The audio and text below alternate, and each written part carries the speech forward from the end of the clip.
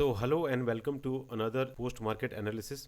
तो चलिए समझते हैं आज के मार्केट को कि करेंट डे में मार्केट ने किस तरीके से काम किया हुआ है और एसएल हंटिंग के अकॉर्डिंग आप मार्केट में कहाँ पे ट्रेड बना सकते थे। So without wasting any time, let's get started.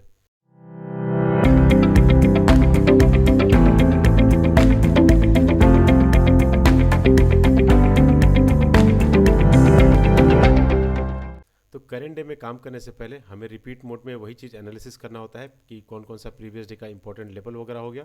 दूसरा हम देखेंगे कि मार्केट में स्टॉप लॉस और रिट्रेसमेंट वगैरह कहाँ पे पेंडिंग है, एंड देन वगैरह चार्ट रिपीट का कॉन्सेप्ट और ओपनिंग स्ट्रेटजी को अप्लाई करके यहाँ पे ट्रेड आइडेंटिफाई करने का कोशिश करेंगे। तो ये हो गया हमारा प्रीवियस डे का इंपॉर्टेंट लेवल। उसके बाद अगर रिट्रेसमेंट या स्टॉप लॉस की अगर मैं बात करूँ तो मार्केट देखिए वन साइडेड मोमेंटम करते हुए नीचे आया हुआ है। अब अगर मार्केट को इस पॉइंट से और अगर नीचे जाना है तो मार्केट क्या करेगा, एक पुल बैक लेगा। ठीक है, ऊपर वाले सेलर का प्रॉफिट कम करेगा, कुछ बायर को एक्यूमुलेट करेगा एंड देन उसके बाद नीचे जाएगा। ये बहुत ही बेसिक कॉन्सेप्ट है एसएल हंटिंग का। क्लियर है। उसके बाद दूसरा पॉइंट पे हम यहाँ पे देखेंगे कि मार्केट में चार्ट रिपीट का कॉन्सेप्ट क्या है। प्रीवियस डे में मार्केट ने क्या किया था, ओपन होते ही यहाँ पे सेलिंग में गया था। तो हो सकता है मार्केट यहाँ पे थोड़ा मोड़ा बाइंग वगैरह में जाए, देन अपने ट्रेंड को कंटिन्यू कर सकता है। तीसरा यहाँ पे कि मार्केट देखिए ओपनिंग कैसा किया हुआ है, नॉर्मल ओपनिंग किया है। तो नॉर्मल गैप अप ओपन में हम प्रीवियस डे क्लोजिंग को ही टारगेट करेंगे। ठीक है, बट टारगेट करने के लिए हमें क्या है कि डाउन साइड में प्रीवियस डे क्लोजिंग है, मतलब हमें पुट लेना है। बट पुट लेने के लिए हमें क्या है कि भर भर के यहाँ पे अच्छे तरीके से बायर एक्यूमुलेशन दिखना चाहिए हमें, तब हम वहाँ पे एंट्री बनाएंगे। जब तक बायर ट्रैप नहीं होंगे तब तक हमारा यहाँ पे काम नहीं बनने वाला है। तो बायर एक्यूमुलेट करने के लिए मार्केट क्या करेगा, कोई अच्छा खासा यहाँ पे रेजिस्टेंस वगैरह ब्रेकआउट कराए तब हम वहाँ पे एंट्री करेंगे। तो सिंपली क्या करना होता है, फर्स्ट कैंडल स्ट्रेटजी में फर्स्ट कैंडल आपको इस तरीके से बनाना है। देन उसके बाद वेट करना है कि मार्केट अगर देखिए यहीं से नीचे अगर गिर रहा है, गिरने के बाद अगर रिट्रेसमेंट अगर करता तो डेफिनेटली हम यहाँ पे पुट का ट्रेड बना के और ये रैली राइड करते। और अगर मार्केट ने देखिए जैसे इस तरीके से फर्स्ट कैंडल का हाई का ब्रेकआउट वगैरह किया हुआ है तो आप यहाँ पे भी एक ट्रेड बना सकते थे।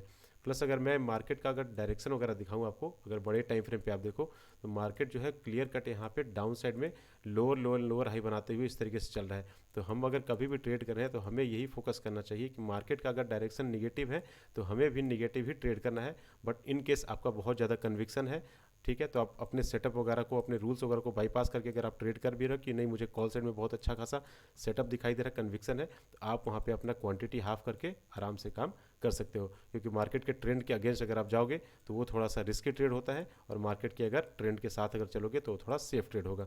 क्लियर है। मैं अगर यहाँ पे बताऊँ कि मैंने आज मॉर्निंग में कहाँ पे ट्रेड बनाया हुआ था, तो चलते हैं 3 मिनट के टाइम फ्रेम पे। प्रीवियस डे में मैंने सिंपली यहाँ पे कुछ नहीं किया हुआ था, प्रीवियस डे से करंट डे लो तक मैंने एक फीबो 100 लगा के रखा हुआ था। ठीक है, अब उसके बाद मैं वेट कर रहा था कि अगर मुझे यहाँ पे सेलिंग का ट्रेड अगर बनाना है तो आइदर मार्केट अगर नीचे रैली किया हुआ है तो कि रिट्रेसमेंट मिले तब मैं यहाँ पे ट्रेड बनाऊंगा, और नहीं तो मार्केट फर्स्ट कैंडल का हाई वगैरह ब्रेकआउट करता है तो मैं यहाँ पे एक ट्रेड बना लूँगा। देखिए ट्रेड बनाने के लिए आप ये वाला ट्रेड भी बना सकते थे, जो कि निफ्टी ने क्या किया हुआ था, प्रीवियस डे क्लोजिंग का ब्रेकआउट किया था और यहाँ पे सपोर्ट लेता हुआ दिख रहा था। तो ये ट्रेड देखिए थोड़ा सा रिस्की इसलिए हो जाता है क्योंकि प्रीवियस डे क्लोजिंग जो है बहुत ही इंपॉर्टेंट लेवल होता है। तो हमें क्या है, कभी भी अपना स्टॉप लॉस जो है प्रीवियस डे क्लोजिंग जैसा इंपॉर्टेंट लेवल पे नहीं रखना होता है। हो सकता है मार्केट यहाँ पे एक ग्रीन कैंडल बनाए, दोबारा इसका ब्रेकआउट करे, देन इसके बाद फिर यहाँ से ऊपर चला जाए। तो हमें प्रोबेबिलिटी पे जब अगर हम काम कर रहे हैं, अगर कोई ट्रेड हमें वहाँ पे रिस्की लग रहा है, क्योंकि यहाँ पे कॉल का ट्रेड बनाना ये वैसे भी रिस्की था क्योंकि मार्केट अच्छा खासा मोमेंटम किया हुआ है, हो सकता है ऊपर जाने के बाद थोड़ा सा नीचे आप पुल बैक वगैरह ले और फिर ऐसे नीचे चला जाए। तो अगर रिस्की अगर आपको लग रहा है तो फिर आप इसको इग्नोर कर सकते हो, बट अगर आपको बहुत ज़्यादा कन्विक्शन है कि नहीं यहाँ से ऊपर जा सकता है, डेफिनेटली आप ये ट्रेड बना सकते हो। मैंने जो ट्रेड बनाया हुआ था वो ऑलमोस्ट इसी में बनाया हुआ था कि मार्केट ने फर्स्ट कैंडल का हाई वगैरह ब्रेकआउट किया है, पहला कन्फर्मेशन। दूसरा कन्फर्मेशन ये था कि मार्केट मेरे फीबो 100 के जोन में आया हुआ है। ठीक है, और उसके बाद अगर मैं 5 मिनट का टाइम फ्रेम लगाऊं तो वहाँ पे भी आपको क्या है, ईएमए वगैरह आपको अगर देखना है तो देखो, नहीं देखना है मत देखो, वो कंप्लीटली आपके ऊपर डिपेंड करता है। मैंने यहीं पे इसी कैंडल के आसपास यहाँ पे ट्रेड एग्जीक्यूट करा हुआ था। एंड देन उसके बाद देखो कि मार्केट यहाँ पे क्या है, पुल बैक इस तरीके से एक मोमेंटम वगैरह दिखाया। देन कब जब रिवर्स होकर इस तरीके से आया हुआ था तो मैंने अपना कॉस्ट टू कॉस्ट डाला हुआ था। मार्केट ने कॉस्ट टू कॉस्ट पे यहाँ पे मैंने अपना पोजीशन स्क्वायर ऑफ कर दिया था। मुझे कहीं ना कहीं कन्विक्शन ये लगा था कि मार्केट जो है इस तरीके का रिट्रेसमेंट करके हाई वगैरह ब्रेकआउट वगैरह न करने चला जाए। ठीक, देन उसके बाद मार्केट देखिए अगर नीचे जाना भी है तो एक बार में तो जाएगा नहीं, दोबारा अपॉर्चुनिटी अगर मिलेगा तो डेफिनेटली मैं यहाँ पे ट्रेड बना लूँगा। फिर मार्केट जब नीचे आने के बाद इस तरीके से एक पुल बैक लिया हुआ था, तो एग्जैक्टली मैंने यहीं पे पोजीशन को शॉर्ट करा हुआ था, और उसके बाद फिर अच्छे तरीके से, क्योंकि मार्केट का जो डायरेक्शन वगैरह है वो डाउन साइड में ही है, तो मेरा फुल कन्विक्शन था कि अगर मुझे ट्रेड अगर अच्छा मिल जाता है और मार्केट अगर मेरे डायरेक्शन में चलता है तो मैं उसको आराम से होल्ड करूंगा। बट अगर मार्केट यहाँ से पलट के अगर ऊपर आएगा तो डेफिनेटली मैं अपना एसएल देके मार्केट से बाहर निकल जाऊंगा। ट्रेड बनाना एक अलग बात है और रिस्क रिवार्ड को फॉलो करना एक अलग बात है। और जब मार्केट यहाँ से नीचे चल रहा था तो मैं आराम से होल्ड कर रहा था कि अगर मार्केट को यहाँ से अगर ऊपर जाना भी है, इस पॉइंट से अगर ऊपर जाना है, तो मार्केट क्या है किसी भी ऐसे रैंडम लेवल वगैरह से ऊपर नहीं जा सकता है।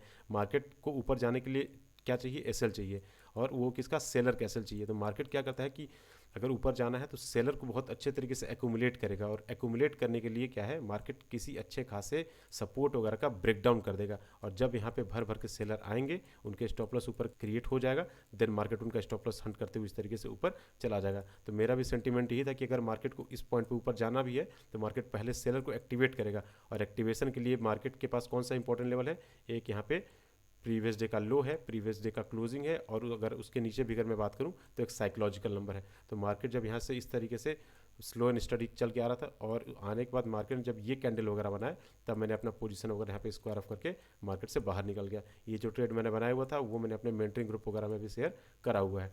क्लियर है? तो इस तरीके से आपको क्या है, मार्केट का डायरेक्शन प्रेडिक्ट करना है, और मॉर्निंग में अगर आपको ट्रेड करना है तो आप मोमेंटम ट्रेडिंग कर लो, और उसके बाद अगर सेकेंड हाफ में आपको अगर ट्रेड करना है तो आप डायरेक्शनल ट्रेड करो कि मार्केट का जो मेजर ट्रेंड है आप उसके तरफ ट्रेड बना लो। और मॉर्निंग में क्या है, आपको ओपनिंग स्ट्रेटजी के अकॉर्डिंग कि मार्केट अगर डाउन साइड ओपन हुआ है, नॉर्मल गैप डाउन, तो आप डेफिनेटली यहाँ पे कॉल बना लो, ऊपर अगर यहाँ पे ओपन हुआ है तो पुट बना लो, और 60-70 पॉइंट का स्कैल्पिंग ट्रेड करके मार्केट से बाहर निकल जाओ।